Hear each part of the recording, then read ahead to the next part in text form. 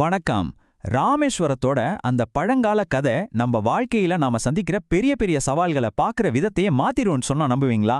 இது வெறும் கதை மட்டும் இல்ல, அது நமக்கு ஒரு வழிகாட்டி மாதிரி. நம்ம எல்லாருக்குமே வாழ்க்கையில அப்பா இத மட்டும் தாண்டவே முடியாதுன்னு நினைக்கிற மாதிரி ஒரு கடல் போன்ற பிரச்சனை இருக்கும் இல்லையா? அது வேலையா இருக்கலாம், உறவுகளா இருக்கலாம், இல்லைன்னா நமக்குள்ளேயே நடக்கிற ஒரு மனப்போராட்டமா கூட இருக்கலாம். ராமேஸ்வரத்தோட கதை அந்த சமுத்திரத்தை எப்படி கடக்கிறதுன்னு நமக்கு கத்துக் கொடுக்குது. வாங்க அந்த பாலத்தோட முதல் கல்ல நாம சேர்ந்து வைப்போம். சரி, கதையோட முதல் பெரிய சேலஞ்ச் என்ன தெரியுமா? சீதைய மீட்கணும். ஆனா நடுவுல ஒரு பிரம்மாண்டமான கடல் நிக்குது. இது ஒரு வெளிப்புற தடை. நம்மள பலரும் முதல்ல சந்திக்கிறது இந்த மாதிரி வெளிப்படையான பிரச்சனைகளை தான். எந்த செயலுக்கு பேரு தான் சேது பந்தனம். நேரடியா சொல்லணும்னா கடல்ல பாலம் கட்டுறது. ஆனா இது வெறும் ஒரு கன்ஸ்ட்ரக்ஷன் வேலை கிடையாதுங்க. இது ஒரு அசைக்க முடியாத நம்பிக்கையோட செஞ்ச ஒரு புனிதமான கடமை. அப்போ எப்படிதான் அந்த பிரம்மாண்டமான கடலை கடந்தாங்க? அங்கதான் ஒரு மேஜிக்கே நடந்தது. சமுத்திரராஜன் சொன்ன ஐடியா படி நலன் நீலன்னு 2 வானரங்களுக்கு ஒரு தெய்வீக வரம் இருந்துச்சு. அவங்க எதை தொட்டாலும் அது மிதக்கும். இத வச்சுக்கிட்டு மொத்த வானரப்படையும் பெரிய பெரிய பாறைகள்ல ஸ்ரீராமானு எழுதி கடல்ல போட்டாங்க. என்ன ஆச்சரியம்! எல்லா கல்லும் மிதக்க ஆரம்பிச்சு ஒரு மிதக்கும் பாலமே உருவாச்சு. பாத்தீங்களா? இது ஒருத்தரோட வெற்றி இல்ல, ஒரு கூட்டத்தோட அசைக்க முடியாத நம்பிக்கையோட வெற்றி. இந்த வரிகள் எவ்வளவு அழகா சொல்லுது பாருங்க.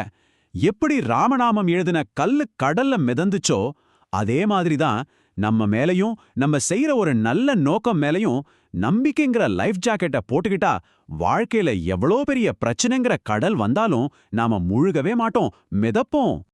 ஓகே, வெளியிருந்த தடையான கடலை தாண்டிட்டாங்க, ஜெயிச்சிட்டாங்க. ஆனா கதை இங்க முடியல.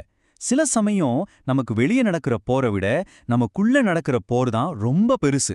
ராமர் அடுத்து சந்திச்ச சேலஞ்ச் அந்த மாதிரி தான். அது உடம்புக்கானது இல்ல, மனசுக்கானது. ஒரு நிமிஷம் யோசிச்சு பாருங்களேன். நாம ரொம்ப நல்ல விஷயத்துக்காக ஒரு காரியம் செஞ்சாலும் அதனால சில எதிர்பாராத பின்விளைவுகள் வர வாய்ப்பு இருக்கா? கண்டிப்பா இருக்கு. ராமரோட வாழ்க்கையிலயும் அதுதான் நடந்தது. ஆமாங்க, ராவணன் ஒரு அரக்கனா இருந்தாலும் அவன் ஒரு சிறந்த பிராமணன், தீவிரமான சிவபக்தன். அவனை கொன்னதுனால ராமருக்கு பிரம்மஹத்தி தோஷம் அப்படிங்கிற ஒரு பாவம் வந்துருச்சு. சோ இங்க பாயிண்ட் என்னன்னா, ஒரு தர்ம யுத்தத்துல கிடைச்ச வெற்றிக்கு கூட ஒரு விலை கொடுக்க வேண்டியிருந்தது. அந்த தோஷத்தை சரி செய்ய இந்த உலகத்தையே காக்கிற மகாவிஷ்ணுவோட அவதாரமான ஸ்ரீராமரே ராமேஸ்வரத்துல தன் கையால மணல்ல ஒரு சிவலிங்கத்தை செஞ்சு பூஜை பண்ணாரு. இதிலிருந்து என்ன தெரியுது? நம்ம எவ்வளோ பெரிய ஆளா இருந்தாலும் இறைவனுக்கு முன்னாடி நாம எல்லாரும் ஒண்ணுதான். இதுதான் பணிவோட பவர். சரி, வெளியே இருந்த தடைய பார்த்தோம், உள்ளே இருந்த தடையும் பார்த்தோம். இப்போ நாம எல்லாரும் தினமும் சந்திக்கிற ஒரு தனிப்பட்ட தடைக்கு வருவோம். நம்மளோட கடந்த கால செயல்கள், நம்ம எண்ணங்கள் உருவாக்குற சுமை. கர்மானா ஏதோ பெருசா புரியாத விஷயமா நினைக்காதீங்க. ரொம்ப சிம்பிள். அது உங்க ஸ்மார்ட் போன்ல சேர்ற ஜங்க் ஃபைல்ஸ் மாதிரி தான். தேவையில்லாத ஆப்ஸ், பழைய போட்டோஸ் இதெல்லாம் சேர்ந்து உங்க போனை எப்படி ஸ்லோ ஆக்கி ஹேங் பண்ணுதோ அதே மாதிரி தான் நம்மளோட நெகட்டிவ் எண்ணங்களும் நாம செஞ்ச தவறுகளும் நம்ம மனசை ஸ்லோவாக்கி ஒரே கவலையா மாட்டிடும். எவ்வளோ கரெக்டா இருக்கு பாருங்க இந்த கம்பேரிசன். ஜங்க் ஃபைல்ஸ் மாதிரி இருக்கிற நெகட்டிவ் எண்ணங்களை டெலீட் பண்ணா நமக்கு ஒரு ஃப்ரெஷ் ஸ்டார்ட் கிடைக்கும்.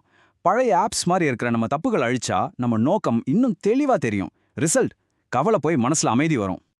அப்போ இந்த ஃபேக்டரி ரீசெட் பட்டன் எங்க இருக்குன்னு கேக்குறீங்களா? அதுதாங்க ராமேஸ்வரத்துல இருக்கிற புனிதமான சேது தீர்த்தம்.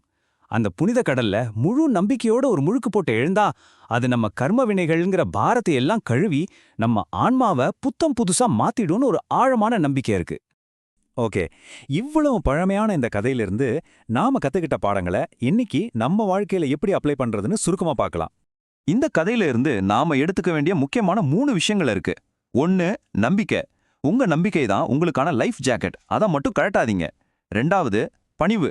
நம்ம செயல்களோட விளைவுகளை ஏத்துக்கிட்டு எப்பவும் ஒரு பேலன்ஸை தேடணும். கடைசியா, புதுப்பித்தல். நம்மளோட கடந்த காலத்தை ஒரு ஃபேக்டரி ரீசெட் பண்ண தயங்களே கூடாது. ஏன்னா ஒரு புது தொடக்கம் எப்பவுமே சாத்தியம். அப்போ இந்த முழு கதையோட முக்கியமான கேள்வி இதுதான். உங்க மனசுல தேங்கி நிக்கிற எந்த நெகட்டிவ் எண்ணங்களை, எந்த பழைய தப்புக்களை, அதாவது எந்த ஜங்க் ஃபைல்ஸை நீங்க இன்னைக்கு டெலீட் பண்ண போறீங்க? நீங்க எடுக்க போற இந்த முடிவு தான் உங்க புது வாழ்க்கையோட முதற்படி.